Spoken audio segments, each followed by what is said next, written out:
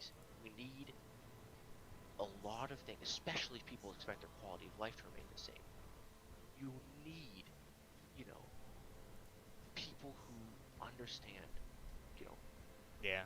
more complex subjects and are willing to dedicate themselves to it. And you won't. I don't think we don't know. I mean, actually, sort of do know because we can look at other socialized countries. I don't know personally. I'm not willing to make a strong claim on that. But I feel like what you'd end up finding out is that people, you need the pressure of supporting yourself. Yeah, Find but something productive to do in I society think to support the thing yourself. that you can have that be. By the way, if you care, I'm streaming. Um, Yes, I noticed. okay. Um, but I don't think. I think some. Yes, some people will not work if not given something to push them towards, right? But not given a reason to. But just because somebody has a house to live in doesn't mean they don't have anything to work towards, right? And they have no reason to work because you still have to. There are still other things that have to be provided. Um, but I just think that everybody should be allowed to live, and I of see. course I'm of the there's an belief that exception. There are life exceptions. life is granted when you are born. You are granted life. At that point, you are allowed to live. You know, I don't see why there's anything else. Like, you don't need healthcare to live. It's just nice. It's a convenience. But if you're not able to provide enough to, like, the fact that it is a convenience is, I don't know. But I see what you're coming from. I see where you're coming from. I think that's sort of what where we're at with the U.S. In a lot of ways is that we have a system where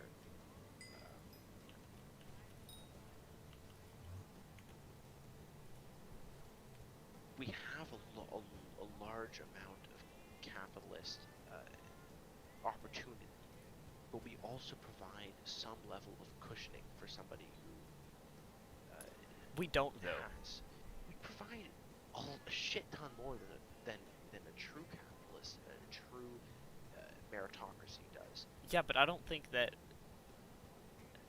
I I don't think know. that. I think everybody has a productive place in society, and I think that because we allow people to not have a productive place, people try harder, try less hard to find Yeah, it. We that's. have this perception that, oh well, some people just can't do something productive. Is that really fair to autistic people?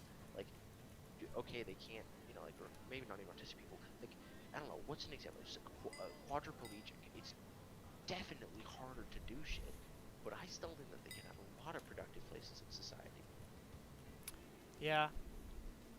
And then also, by the way, some of the best support systems that people with disabilities get is from privatized systems. But they're. New wheelchair technology. I mean, the thing is, patents expire, so you can only But make not profit off. for long. I think patents need Yes, to expire sooner. I think that, but if patents expire sooner, the company which spends the $50 million of R&D to develop the new drug will not have enough time to recoup their costs, which means they won't sink the money into R&D. That's the issue with that's why patents are actually a really interesting system. Is it basically assumes, okay, once a person's dead or the corporation is gone, very few corporations last for longer than 60 years. There are some that do, but that's not the norm. Once the corporation or the individual is gone who invented something, they should no longer be able to profit off it. It should become public domain. That seems fair. I think that passing money or privileges along through generations is the stupidest thing. Giving Hmm. money to your kids. I understand that parents, you're going to support your kids, you're going to put them through school and stuff, but like large inheritances, I think are destructive in more ways than they're beneficial. Yeah.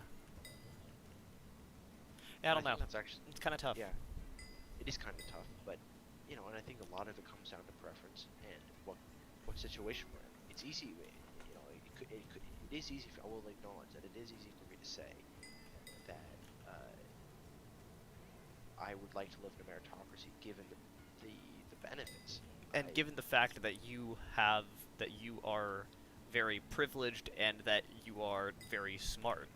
exactly, I would fall high on the lottery in a meritocracy. But I also know that if I don't do anything productive for society, like if, let's say, throw my privileges away, and I really just stop being productive, I don't think I deserve really anything inherently. Like, I think my dad's an example of somebody who you consider, like, he had a lot of, family issues that made him super depressed, that made him drop out of college and basically do nothing for 4 years of his life. But eventually he got back up and he actually, did something productive.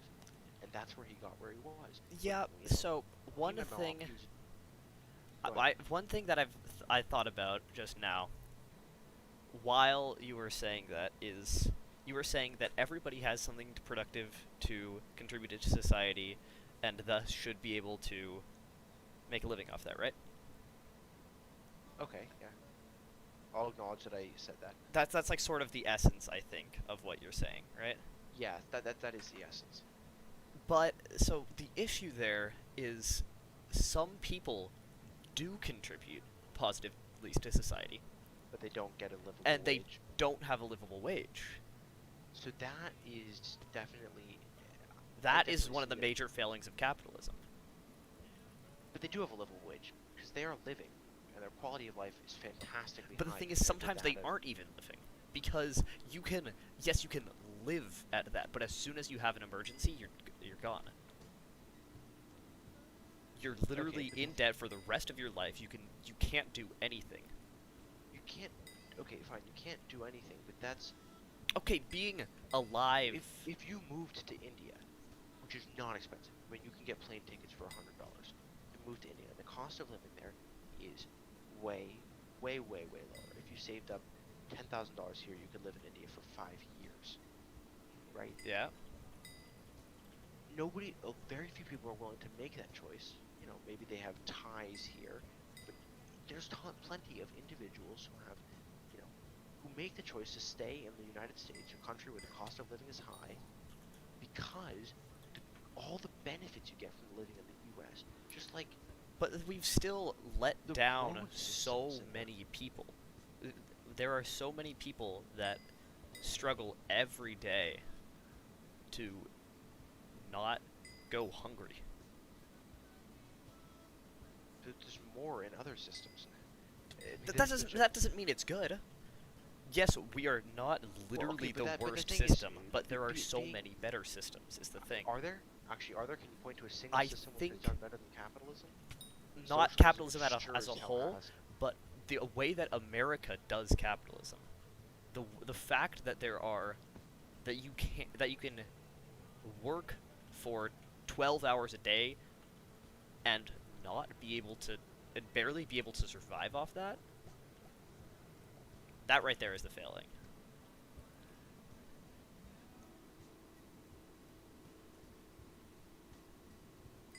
And yes, so there's the argument how socialist really is are countries like Norway and Sweden and Eastern or Northern European countries especially.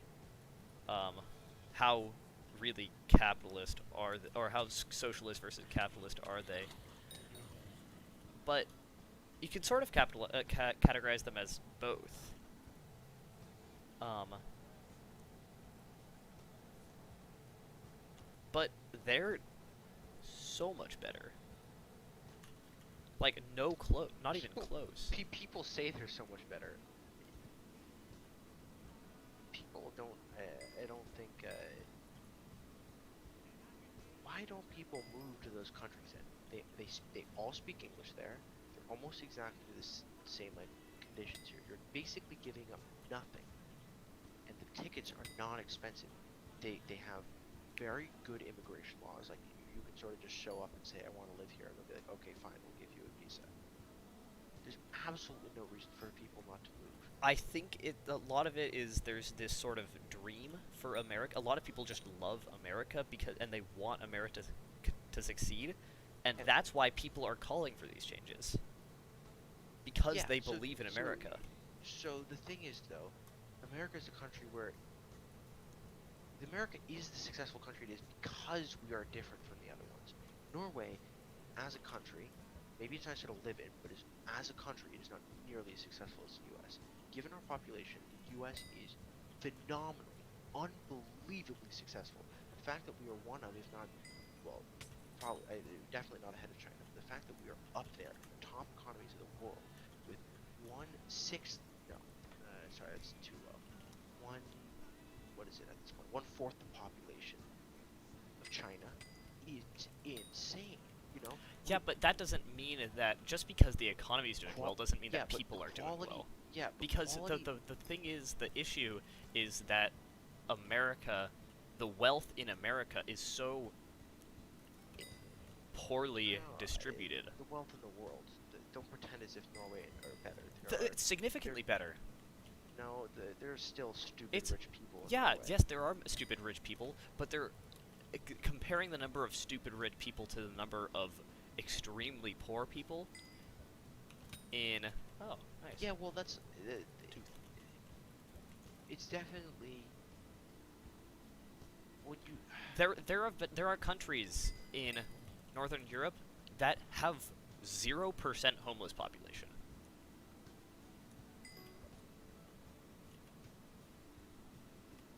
You can't argue that that is a lower quality of living. well, if everybody was actually you can. It's just a choice of it's just, you Whose just have life to do make you that value distinction. more? Well, no, yeah. Whose life do you value more, yours or the general public's life? Right? That's And I value the general public's life more because I think that I very much just want everybody to be able to exist in a happy life. That's important for me. By the way, the reason that there's not a lot of really, really wealthy Norwegians is that really wealthy people come to the U.S. because it's the best place to live, which is why we're It's the most best one of place to live if you're really wealthy. yeah, which is well, and they all have houses everywhere else. But it turns out you can do the most with your money. Space, none of the big companies were started in Norway. I mean, I would say, Apple, Ford, Thomas Edison made just those three alone. And maybe not Apple, but I guess the beginnings of the computer. So after Alan Turing, but you know, again, Apple's honestly really core. They're very Commodore 64. The other, those three fields, computers, cars, and electricity, they're all developed in America because of our. I mean, if you look at Thomas Edison, Yeah, he's but very I strong don't capital. know. Those made more of a benefit to the general population of the world's life. Over 10 billion people, given how long ago that they were invented, have benefited from electricity. Only, let's see, the population of Norway is about 10 million. What is it? Only I don't think 5.4. So let's assume that it's been 5 generations. Only 25 million people have benefited from Norway's, you know, saying, okay, you're not homeless, we'll give you a house. 10 billion people, 10 billion, we're talking 100-fold, have improved, their quality of life has been improved by technology and capitalism being allowed to be run as it does in the U.S. So maybe the U.S. is just like, there has to be one U.S. in the world. There has to be one place where capitalism is allowed to run rampant that provides a technological drive for the rest of the world. I'm Like gonna I mentioned, I'm gonna link you an article. I'll Discord it to you later tonight, but it talks a lot on that idea of technological advancement. And it's really important, some really, really interesting ideas. And the main thing that it talks about is the idea of there being eras throughout history. talking about like the Industrial Revolution? Not quite, but Okay. kingdoms, or yes, yeah, kingdoms, and what era was ruled by what country. So back in Yeah. the 1400s, 1500s, it was Spain. Then it went Portugal and France. France. There's a lot of France, countries, remember, right? yeah. Then England for at some up point. until around World War One, it was England. Yeah, England. World War One or remember. World War Two. After I get that, World War One. it became America, Yeah. right? And this Did China article ever show talks. up on the list? So that's what it is. Ah, This okay. article and each of those is marked by a big event, something important, something historically large. Yeah. For America's coming to power, it was the Great Wars, the World Wars. For China, it's COVID-19. Oh, it's interesting. So they didn't think China was already, because China No, surpassed us. In no, terms but of like it, economic yeah, they power surpassed us in terms years of ago. economic power and all that.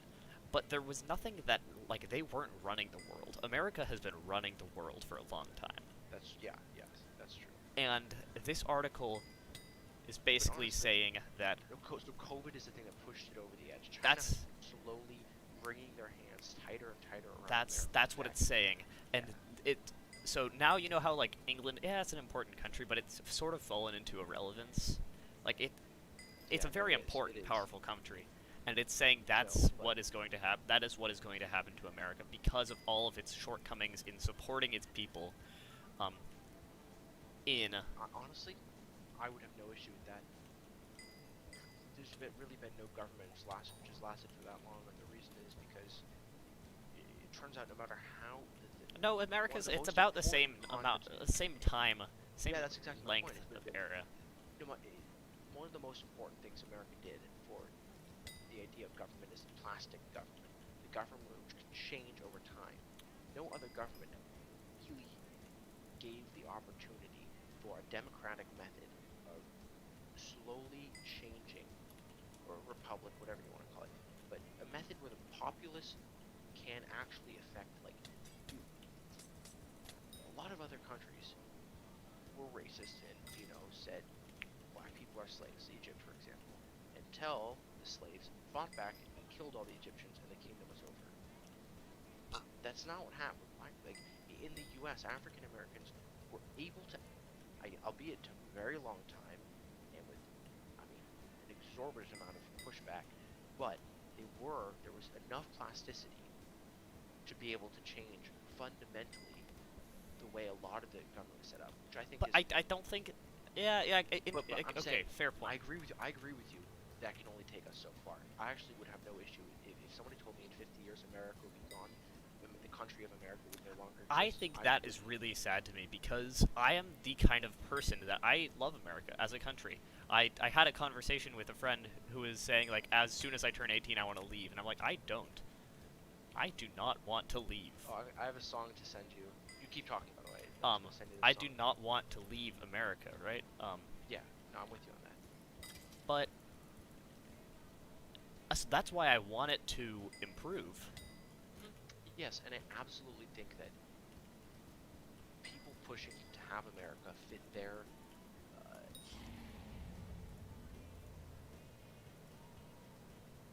should basically make Spotify. Why the hell can't? Oops, there we go. Share, copy song. There we go. Okay. I think it's great that people are talking to improve it. I just don't. I think that America's too divided. I know it's a very easy thing to say, but I mean that in a much more, like, a lot of people say that just like the economic, or no, not the, America's economically divided or politically divided, but I just sort of mean it as in America's too big to have a unified opinion. If you just look within San Diego, it turns out our political opinions are actually really unified. If you just look at Idaho, it turns out their political opinions are actually very unified. They favor, benefits to farmers and rural communities. So you're saying that America's just too many things? Too many. It's just trying to be too many things. I mean that is what the original purpose of America was.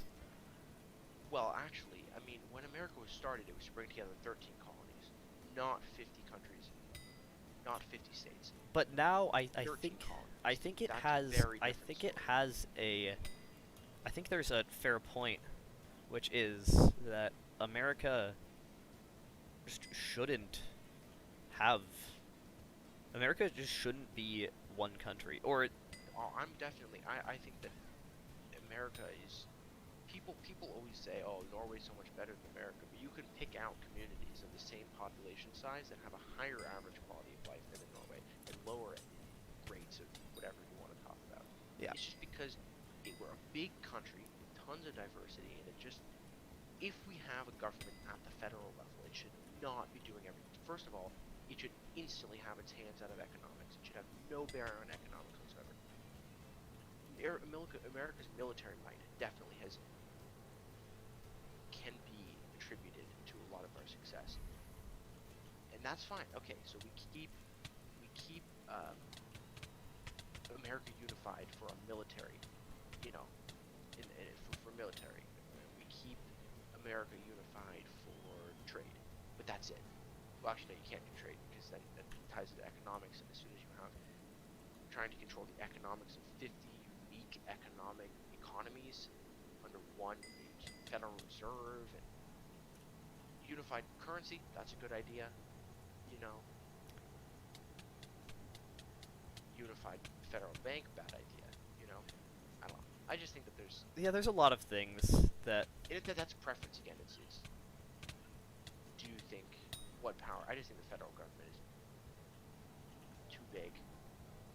It's too much to expect 300 million people to agree. yeah, but so I think there's an interesting dilemma. There's the issue of big versus small federal government.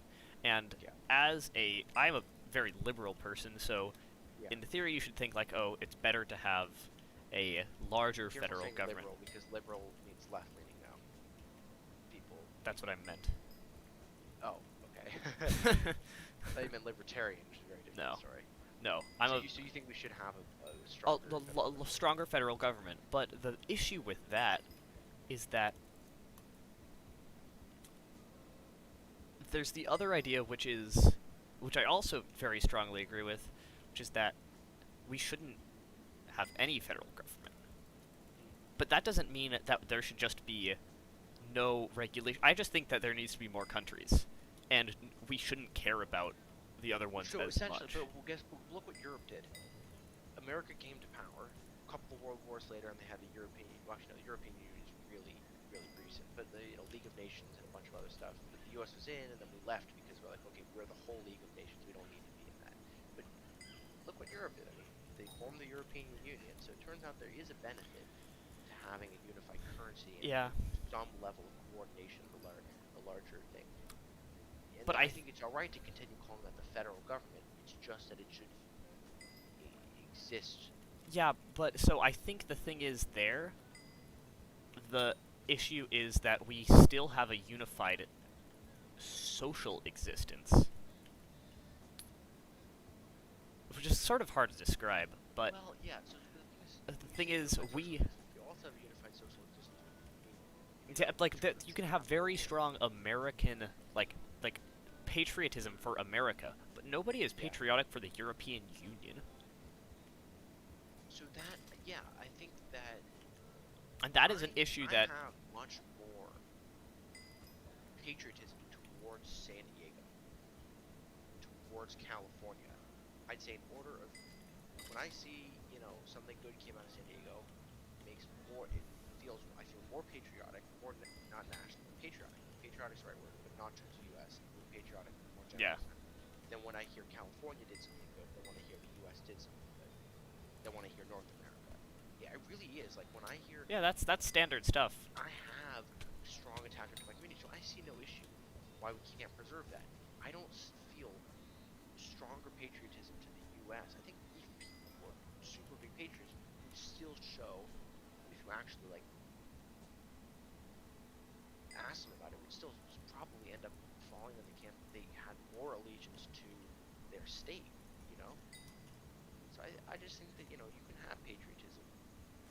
But I think the issue for me lies in the fact that I also really want everybody in America to have an equally happy life, or to provide, or to improve that as, or to try to improve that as much as possible. And that's hard. That's a hard moral I think thing to resolve. the easiest way of improving the life of everybody in America is, in my opinion, developing a technology. You know, developing a way that everybody can produce their own food in their backyard. You know, fertilizer that can be mass produced that allows everybody to cheaply produce their own fresh produce. Now, everybody in America can eat their own fresh produce because somebody had a technological breakthrough. Everybody in the world, in the U.S., could eat fresh produce if we had a perfect distribution system and Yeah, but the large problem, amounts of money. I think the problem is, what do we do in the meantime? Since we don't just wait with people starving. Well, no. The thing, what you do in the meantime, you just start working towards those technological improvements. No, but for the people who aren't working towards those technological improvements, not everybody can. What do they do? Well, Yeah. How do they survive? How do you exist, and how do you survive? First of all, I'm of the opinion, a lot of times in history, people face a problem. So somebody who existed within that problem came up with a solution. Because it turns out people who are living the problem have the most experience with it. So I don't see why people who are living that problem, their hunger is a super big issue. Because they're spending their time trying not to die. They're spending their time working. That's actually And also, you shouldn't assume that everybody is working 100% of the time all the time. That's I know that. That's the other big issue. But the thing is, there are people who do, and they provide more to society, so it's hard to say they deserve less. They don't deserve less. It's just that the people who work less should be able to live. I think my biggest thing is just raising the minimum wage. Raising minimum wage is one of the easiest ways to fix that. And so this is an interesting argument that is not my own, but people often say, oh, if you just raise the minimum wage, then the price of everything goes up. Which is a sort of valid argument. But then you think, so that right there admits that there is no social mobility under capitalism. By the way, Dylan, sorry, say that last point again. I missed it. So, the argument, raise minimum wage, and then the counter-argument, if you raise minimum wage, the price of everything goes up. Then that right there proves that there is no social mobility under capitalism. I disagree. Because it used to be. All you're saying is that's just inflation. That's just inflation with extra steps. Increasing the minimum wage, prices go up. That's just. No, but it shouldn't. It shouldn't. That isn't how it is. And if it is like that, then that just means that there is no social mobility. No, it just means that what it means is that our society places more value in. Or it also means that in cheap goods than it does in a livable wage. Yeah, what it says. And that is. But that's the U.S. You can't. We are a consumer's country. And that is a problem that has to be addressed by the government, because there's no other. The government can't tell people to stop wanting to have packages shipped overnight. They can't. It's not the government's job. If everybody in the U.S. makes a choice, I want that. I make that choice. So I often choose 2 days when I can. When it's not I think you're speaking from a very privileged perspective. No, I think the number of people who have Amazon Prime in the U.S. is in the tens of millions. That's not. No. I think it's close to 100 million. It's almost a third of the population of the U.S. is benefiting from this. It's not a privileged perspective to have Amazon Prime. You know, everybody made that choice. The U.S. as a collective made the choice. I'd rather have cheap goods than have those workers get paid a livable wage. That's what it comes down to. You're saying that you think that we have to have a paradigm shift in our social perspective in order to because if we all decided, yeah, I'm willing to pay more for goods to have livable wages, you're right. It wouldn't necessarily lead to higher prices. You could have a higher wage. It would just mean that the amount of goods would go down. You know, I don't know. What it would mean is that money would have to come from somewhere else, and that money would come from the extremely wealthy. Yeah, but the extremely wealthy don't have enough money to subsidize it all. Not even close. Do you know how Extremely, much? the extremely wealthy in the U.S. is the U.S. government. Like that is the extremely. The $20 U.S. trillion government is in of debt. GDP. Yeah, every government is in debt. Literally, Spain is in debt to Portugal, and Portugal is in debt to Spain. Debt is country level. Debt is a terrible marker. The country has the world has. I A actually didn't know global that. debt. The world has a global debt of $173 billion. Who the fuck do we owe? Who the fuck do we owe that to? The aliens? No, debt is just it's a fucking terrible like. Wait, how does that lending- even make sense? That's what our global debt is. If you add up all the debts of the countries, it doesn't add up to zero. There's no country which is in a surplus right now. We're all in debt. We're all in goddamn debt. Anyway, to go back to the hunger point, nobody starves in America. The people who starve in America are so little you can't find statistics on it. People are hungry or in food insecure houses. That those I think are 5 million. It said That's way too many. no, way more than 5 million households experience severe food insecurity. Okay, but we're not dying. You're not. That's not good. That's You're not fighting like to that survive. that should everybody's not like, be. That should everybody's- not be the marker. The fact Oh, I that know you that are people- literally not dead. But we also don't have stunted growth. We're not suffering from any of the Physical North Korea ailments. North Korea is suffering from hunger a million times more than the U.S. North Korea is an example of a country where actual hunger looks like. What we're suffering is an expectation of full bellies for 300 million people. But the thing is, Food insecure. it's comparing full bellies for, or like, it's not even that. It's comparing like being able to eat enough to like be able to focus every day at school. That is an important thing, right? There are many people who can't focus at school because they have food insecurity.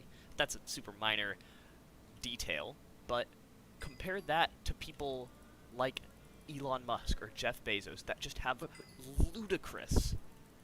It is You say it's ludicrous, unbelievable. Dylan, but they have all that money is tied up in stocks in the companies that they created. They can't liquidate that.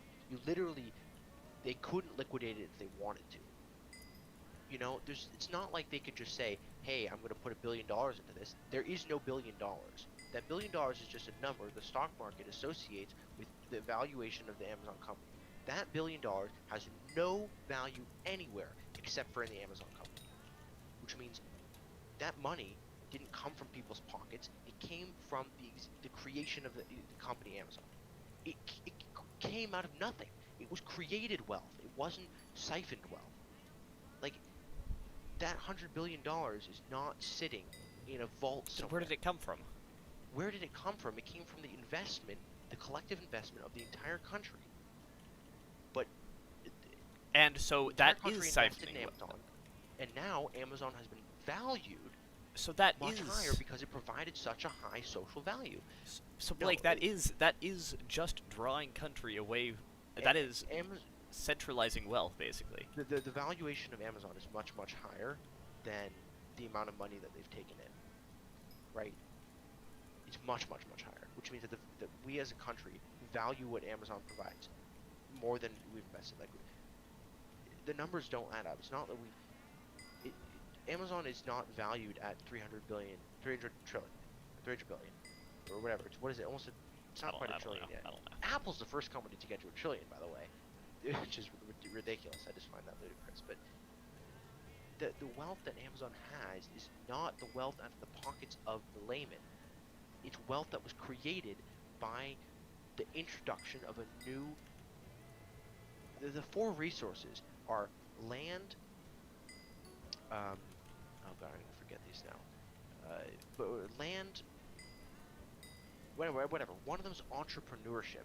So land is like coal, natural gas, whatever. Yeah. The capital is like a building, whatever. Labor is people working, and the last one is entrepreneurship. That is a fundamental resource in economics. That is one of the fundamental resources.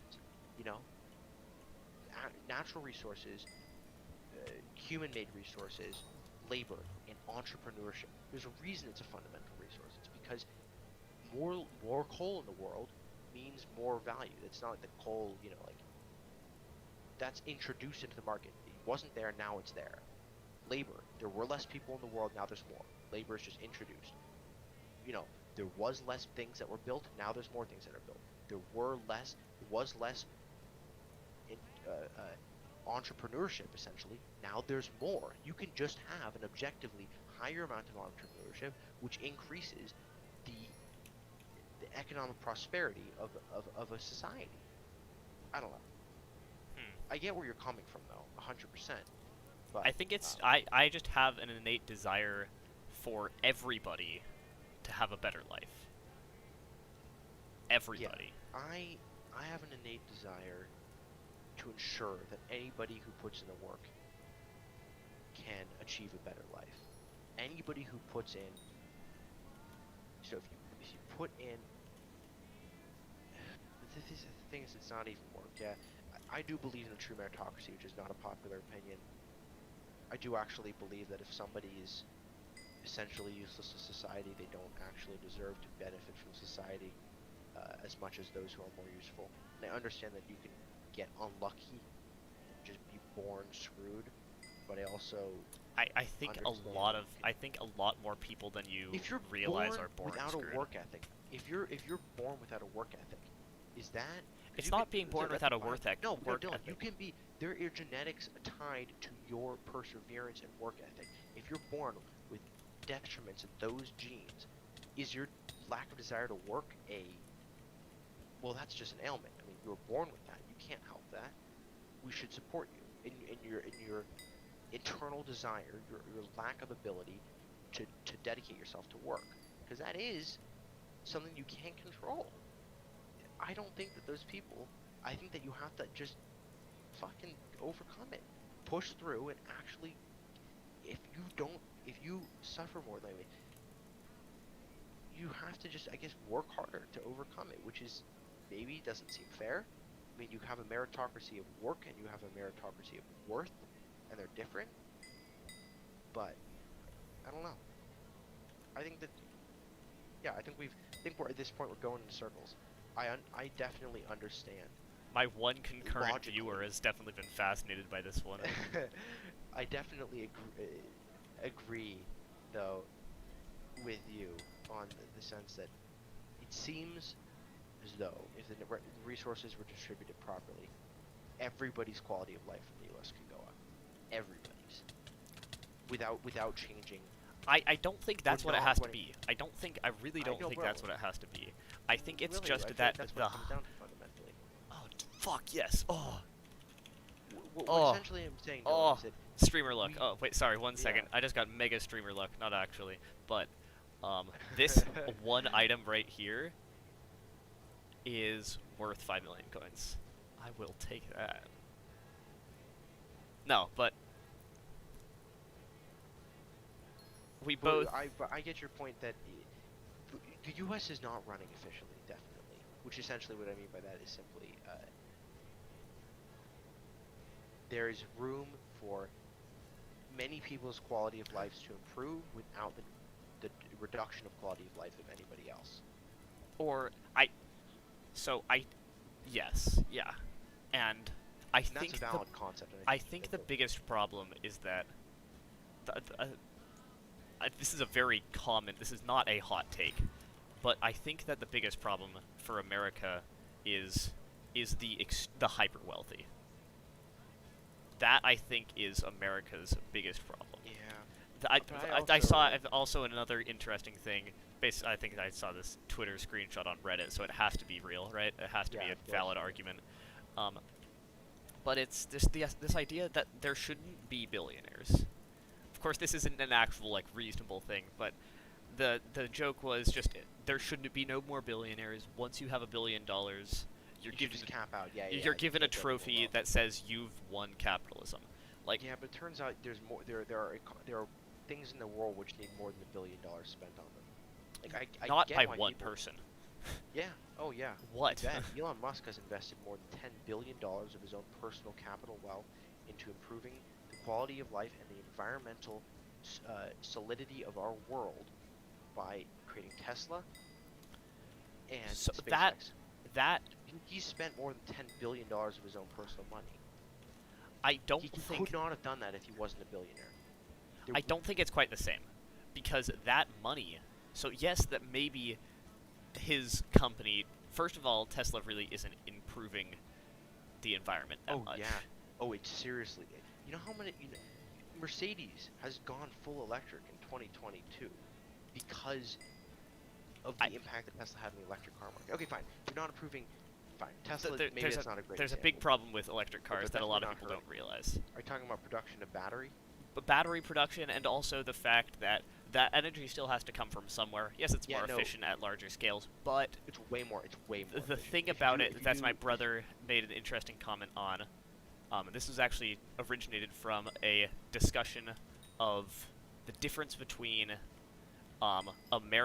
between California and the East Coast, or the West Coast and the East Coast, where on the West Coast you have no toll roads, basically, right? Like there are some, Yeah. but basically none. Yeah, he's basically not. Whereas the East And Coast East got Coast, one. they're Yeah. everywhere. If you try to Yeah, of if you try to course. select no, no tolls, you understand. Yeah. Yeah. But so the economic reason for that, very simply, is because states on the East Coast are significantly smaller. You're going to have more people who are driving on your roads who aren't from your state, which means they're not paying Yeah, that's taxes true. for that. Yeah. And so makes sense. You need tolls to accompany. Yeah. Okay. Yeah, so that's the economic reason. I have gotten so lucky with these guys. That's the economic reason. But there's a much deeper, what's it called? Environmental reason that's better. So, and it loops back to electric cars. So the way that California gets its money for that is gas tax, right? Gas tax is really, really high in California compared to the East Their Coast. gas prices are It's ridiculous. You get $2 gallons. normally. Yeah, of course. But so that is pushing more people to buy electric cars. Yeah. Right? That's cool.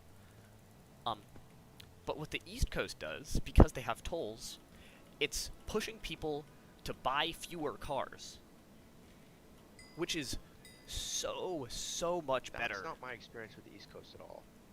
But that's what it lived on is. the East- But like I've you lived are on there, the it's East Coast for encouraging a more long time. people. It's encouraging more people to Tolls carpool. aren't that high. I hate to say this, but the tolls aren't that high. But it's high enough that for some people, yeah, it's pretty marginal. But the let's fact see, that I did about close to 1,500 miles of road trip driving through Massachusetts, New York, New Hampshire, and a couple of other states. I probably spent 20 times as much money on gas as I did on tolls. I probably had to pay $20 worth of tolls for that much driving. But they're really not that it's bad. still like it's still an important consideration, which is lower gas tax pushes people to electric cars. Tolls pushes people towards just not driving, which is Yeah, far, but you far, can't far get- superior for the government or for the environment. It's just Environment. not even Yeah, close. but It's you not look at New York, even and New close. York is by far the most ridiculous place in the world when it comes to cars. No, but so what this entire point is it's saying that we shouldn't be pushing electric cars. We should just be pushing fewer cars. Yeah, but actually, I would like to see statistics showing that there is actually any appreciable decrease in the amount of cars bought in the other coast than this coast, because I think the answer is there's none. Well, There's no the appreciable idea difference. still stands. The idea stands, but there's no appreciable difference. And the thing is, if people were at all reasonable, not even in terms of the environment, just in terms of literally anything, nobody would own a car in New York. Like, there's no room to drive it. You're sitting in traffic 90% of the time. The public transport's good. Most people travel very, very few miles to get to work. Yet, I think it's like more than 20% of the area, the land on Manhattan, is dedicated to roads. The land is valued at like $7 trillion or something ridiculous. That's being used for roads. I don't know, maybe not that much. Maybe it's billions. I don't know, but it's ridiculous because people choose over and over again to own their own cars. So best we can do. The realistic option is to provide people with a better option of a car to buy, and Or not is to try the to convince people to I not buy a car. Because I it don't turns out think that's quite right. no, There are ways to the U.S. is a stubborn goddamn population. I think there are ways to encourage. There really are ways to encourage people to use alternative modes of transport. Yes, yeah, and I think we should be focusing on encouraging them to use alternative That modes that of aren't transport as opposed to cars. trying to stop them from buying That cars. aren't cars. No, that's the People thing. who, yeah, no, when somebody needs to buy a car, they're gonna buy a car. Yeah. Like, if somebody needs to buy a car because they need to visit their grandma once a month, they're going to buy a car. Then Well, the no, only people that you really want to switch. I think really that wanna, also that comes from a position of wealth, where cars that's are something actually that you can. maybe, That's okay, something that maybe like a consideration. Greyhound would be a cheaper way. But You literally know how many a bike, cars there are in the US? a bus, a train, all of these things significantly cheaper. There's about as many cars in the US as there are people. That's absurd. That's stupid. Yes, that's my point. There's a reason it's like that, Dylan. It's not because public transportation and bikes aren't good. It's because people want a car because it's more convenient and they No, don't but care you enough should about push the- people away from cars. Yeah, and there's no way you can't. There should not be. They shouldn't start like saying, okay, cars now cost double the price, all No. taxes. You can't. There's no reasonable tax you can impose on cars that's going to push people away from cars. I can tell you, Toll everybody roads. I know who drives, no matter how high you made the toll roads, people would. I mean, in Massachusetts, okay, well, it's I guess in-state, but I mean, like Massachusetts in-state. Obviously, you don't pay any tolls. You just contact MassDOT, you get a free Easy Pass, and it pays for everything. But I don't know. I don't think you can increase tolls enough. What you'd end up getting is just public outcry and not people driving cars less. You'd have car protests where one car went through and smashed through the toll road, the other cars just followed, didn't pay. You wouldn't have. At least people are going to keep buying cars for the foreseeable future. Let's at least provide them with a much better option. I don't know. That's how I see it. I definitely think that you're right. Cars are pretty terrible in a lot of places in the world. No, there should be no cars in New York. There should be maybe one lane of traffic like every 3 blocks, just so you can vaguely get around with the car. But there should really be no cars in New York. They don't serve a function there that's valuable. Honestly, just like cars are Economically- not a good. Cars are just not good. No, they're not. Motorcycles are way better. Public Just- transport. Well, public transport's obviously the best, but motorcycles are way better. Number one, they get 50 miles to the gallon. This is how the countries that's that have high poverty, they're really cheap. You get 50 miles to the gallon. They're dangerous. That's the big factor.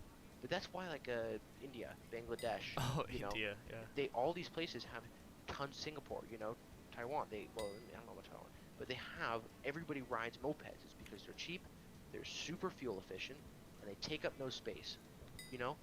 They take up almost as much space.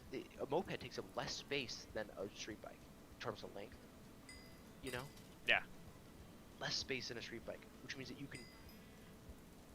Well, can fit so many of them. The real issue is that people who drive cars are buying this, even a sedan.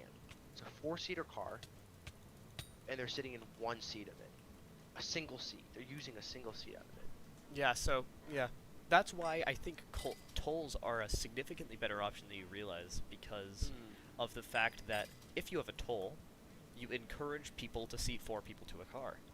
Oh, yeah. That, I think tolls based on like HOV lanes, more HOV Well, lane type no, stuff, no, because that's really good. the thing is, if you have a toll and you have 4 people in a car versus 4 people driving together, you're quadrupling the toll per person by driving separately. Yeah, so but the thing is people don't see it that way, which I think what you have to do is you have to give people Like if an you're extra driving bonus. alone, if you're driving alone, you pay $5 for this toll. If you're driving with 2 people in the car, you pay $4.50. If you're driving with 3 or more people, you pay $4. Yeah. Maybe you scale a little bit more aggressively. That's fairly conservative scaling, but what that means is that now, if people all drove forward to a car when they could, 4 times fewer cars. 4 times fewer cars. It's that simple. You decrease the pollution by cars by 4 times. You decrease the space consumed by cars needed by cars by 4 times. There'd be no traffic. You know. And so the thing is, that requires exactly what you were saying earlier, which was you were saying like, oh, taxes are pretty much or toll roads are pretty much negligible. You have to make them not have to make negligible. them significantly But you have to negligible give people an or option, less. a recourse that allows them to end up not paying more. I mean, or you just increase the cost of driving. That's the other thing. Increase tax on gases, put tolls everywhere. Just increase the cost of driving. So people I think choose to do it less. I think gas is not the solution. That's what I was. I think that where this started. Okay, well, whatever. Basically, what it comes down to, though, is you're saying increase the price of driving as opposed to providing better ways of driving. Because, by the way, if all cars worked on electric and all of our electricity is provided by nuclear energy, which is by far the best, and spent even just another couple of billion of capital on developing traveling wave reactors or thorium reactors, oh my god, I mean, the cars would have zero pollution. I mean, with the way Tesla produces the batteries they do really well because they don't shift things around the world, you know? They mine the resources very locally to where they produce the batteries. It would be, you could have almost everybody able to drive without,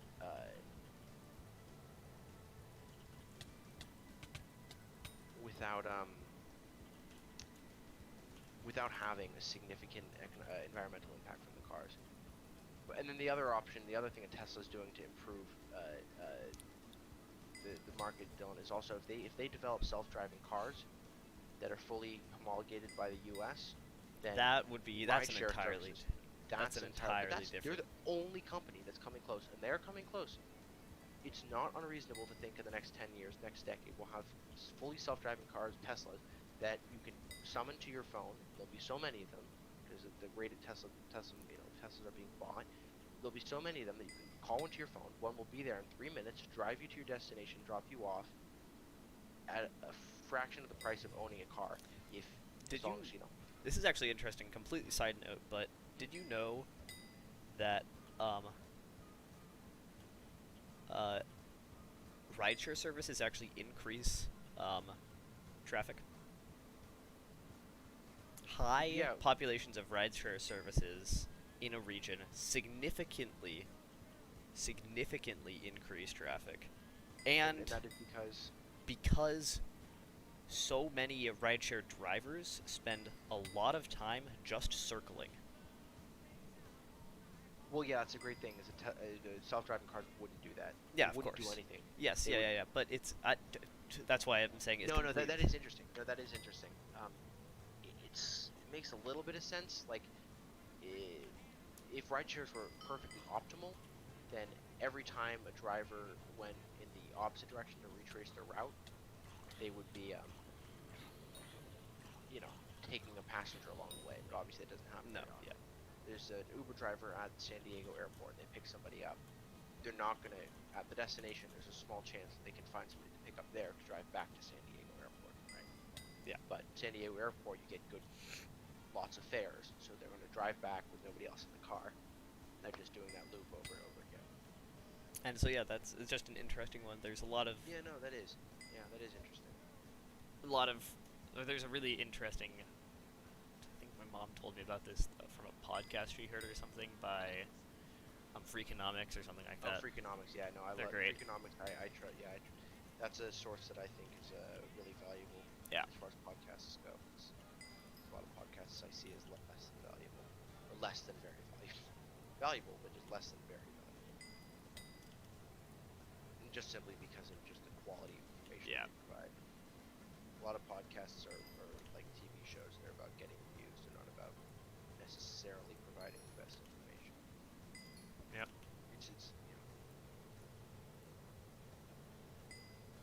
That is one of the most supported on Patreon. Some of the most supported projects ever. Most of them are actually podcasts, which is interesting. Really?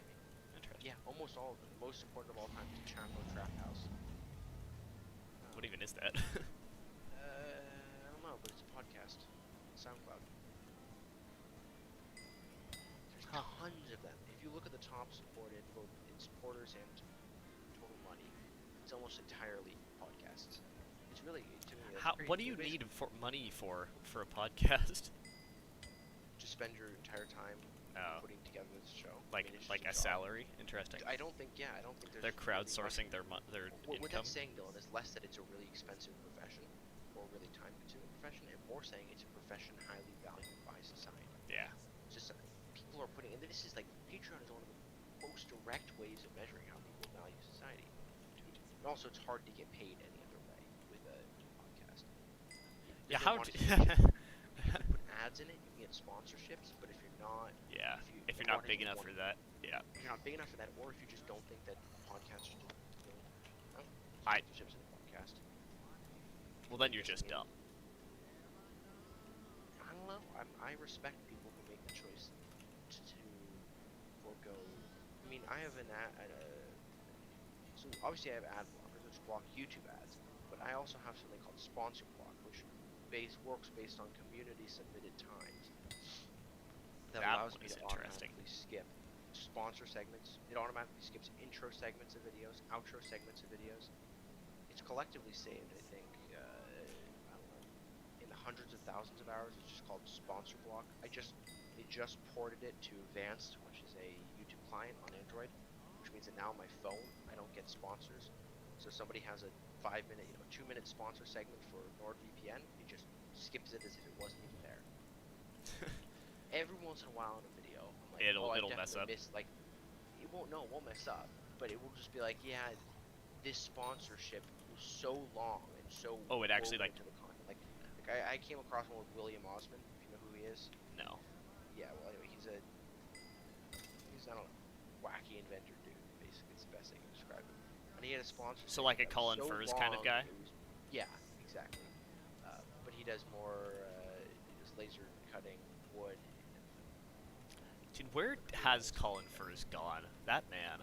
What do you mean? Where is he gone? He just did another. I just watched his latest video. I haven't. Well, maybe I just haven't. He hasn't shown up Yeah. in my suggested in forever. But Yeah, he's doing fine. He just made a triple decker bathhouse. of course he bunk did. Bath. Classic. A bunk bath, because he took his kids' ideas for an invention. Colin Furze. There are some. Oh, this is a completely different topic. I've had enough of like serious stuff. Not gonna Yeah. lie, but.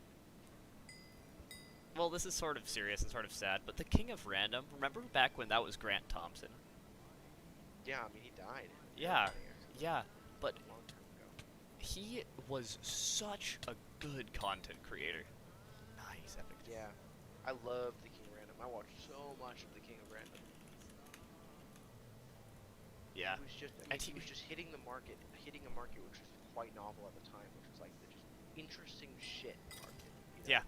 Nobody, that market like didn't even, no TV show even targeted that market. Like, that was a very Well, new market that Mythbusters. came along with YouTube. Mythbusters.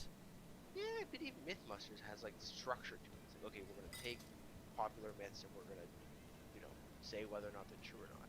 Grant Thompson is just like, here's how to make Yeah, he a took little Mythbusters. crossbow out of He took the random essence of shit, you know? Mythbusters and shortened it into well, 8-minute I segments. would actually disagree because he didn't. There's no inherent myth busting to it. He doesn't necessarily start with a myth. No, He just but starts with something he takes. finds That's what I'm interesting. saying. He takes the essence of it, which is Yeah, okay. there's somebody in my stream. Yo, that's crazy. George Yeet. That's crazy. No, but yeah, it's just like the essence of that idea, which is inspiring science, is really that's what he got at, and he was really good at it. That Yeah, no, he was. His channel was definitely influential to me. Yeah. But now, yeah, I definitely know later content. Well, the older I get, the more I value, the less I value, random content. And the more I value structured content. yeah, of course, that yeah. fits into a, But an educational paradigm or even practical paradigm like But- my coding. the King of Random wasn't just random. No, it wasn't. It wasn't. He had a serious storyline for everything. Mark Rober is even more so. Mark Rober's Has great. Have every one of his videos much more has a very strict scientific Have you point ever to it.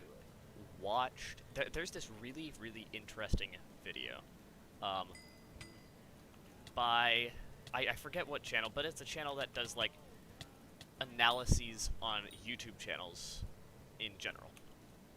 Um, and their Ian success, that sort of stuff. from iDubbbz.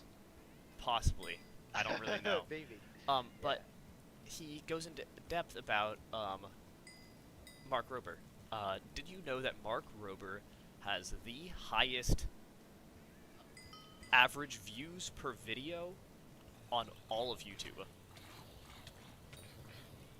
That's impossible given T-Series exists. No. He has 30 million average views per video. So you're telling me that all these videos The thing is, that he's he getting only here- produces 12 a year. He didn't used to only produce 12 a year. No, but in the past few years, he's only produced one video a month. It's just He been used to really produce- good. Yeah, And he used to produce. Okay, so maybe recently, because if you Oh, accumulate yeah. all of his content, his average old videos. no, he but like produced- averaging, I think it's dozens probably of average over last. It's normally for YouTube content, they do last 10 videos. Okay, T-Series has gotten 4 billion YouTube views in the past month. So how many videos have they uploaded? Let's look at that. User summary. Monthly gained video views, monthly gained subscribers off reps. It's amazing. Social blade. So wait, I don't actually know how to see if there's anybody still in the stream, but George Yeet, how are you doing? If you are still here, are you do you play Skyblock, or are you just hopping around random streams?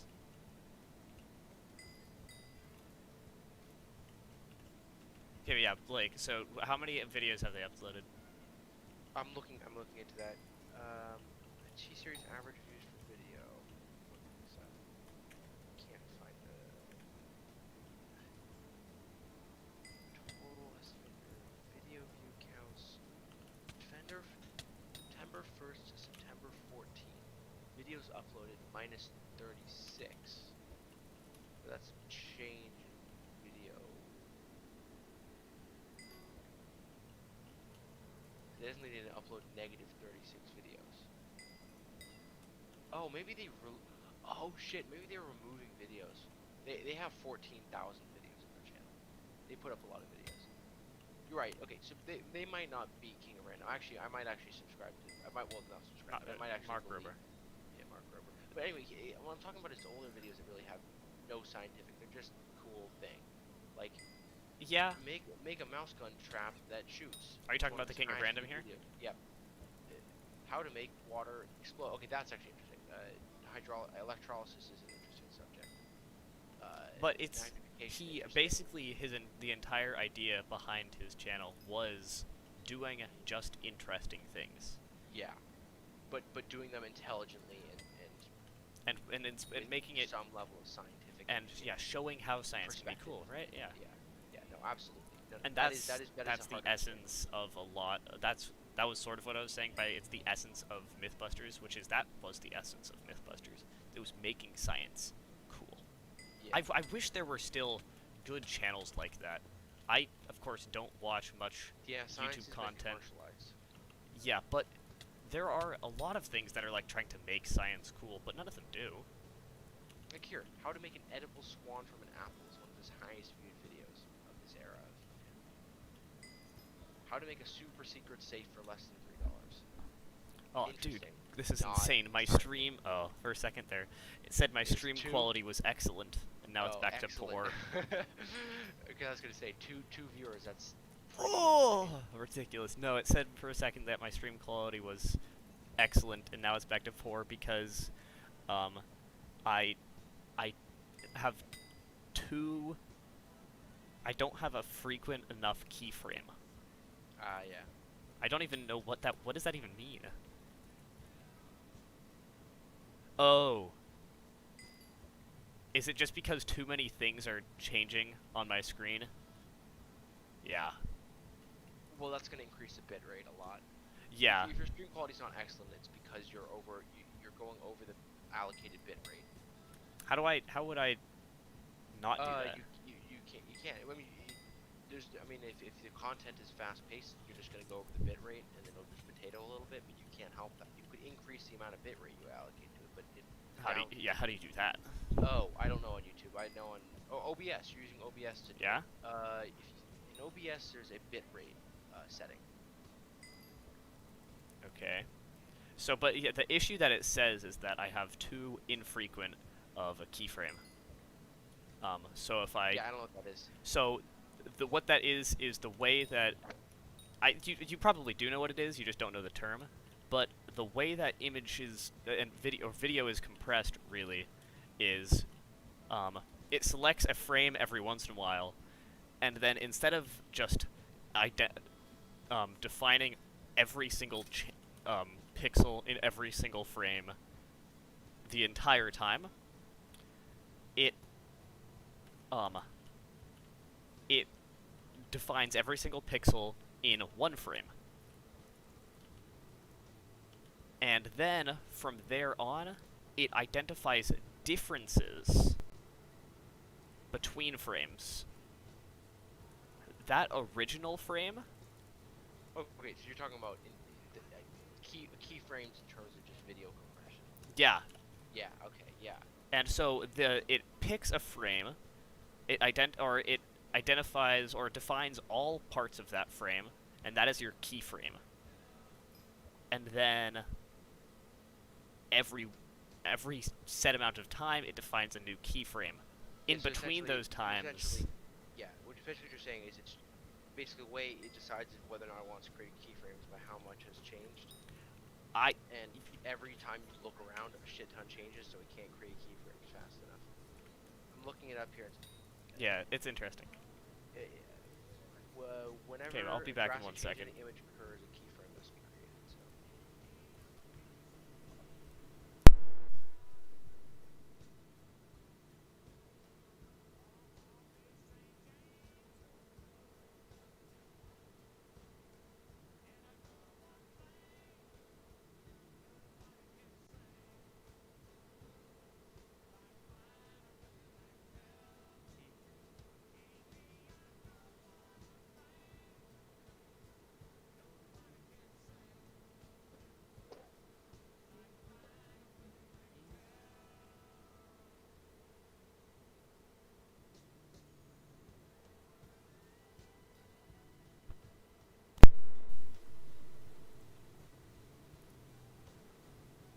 Okay, I'm back. I gotta go in like 5 minutes. Yeah, I'm probably gonna go at some point too. That's all good. Yeah, makes sense. I'm getting pretty tired. I'm just going to finish up this event. Should only be about a minute and a half.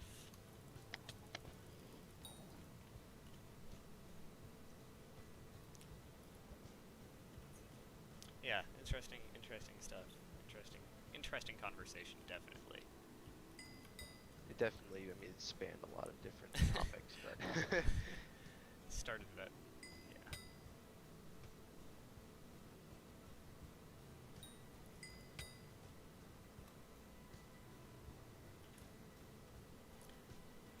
man, I'm satisfied with the work I got done on it today. It's interesting, you know, 10 hours. Well, let's say maybe not 10, but around at least 7 hours I put the website today. And if I go through my changes, you know, it's like as much English as I write in about 20 seconds. There's obviously, you know, like code is very condensed, but it's just interesting, like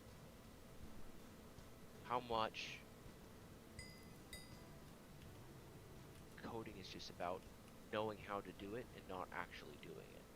Well, yes, of course. If I knew how to do it, implementing these things is not difficult. It doesn't take long at all.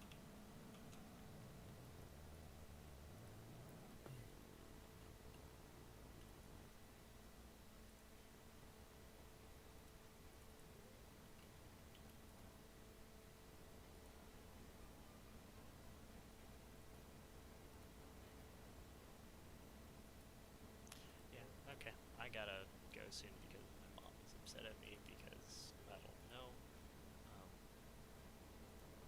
but yeah, definitely good talking to you. You gonna head out now? Yeah. Uh-oh. That is. I'm Yeah, going to. me too. Actually, my throat's getting. I'm trying to talk quietly. When I talk quietly, Yeah, I'm makes talking sense. lower, which stresses my vocal cords. I get it. I get it. So my definitely. Oh my god, I have fucking homework, dude. I do too. It's 1:15 and I haven't even started the reading.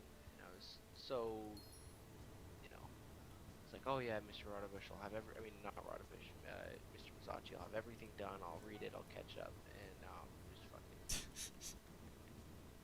If I get up at 8, I can read it before class. All That's right, what they all say. No, just kidding. 7 hours of sleep. That's easy. Easy claps. I can't say I didn't do it to myself, but all right. Good night, Dylan. Good night, man. See you later. I guess I can say goodbye to my stream.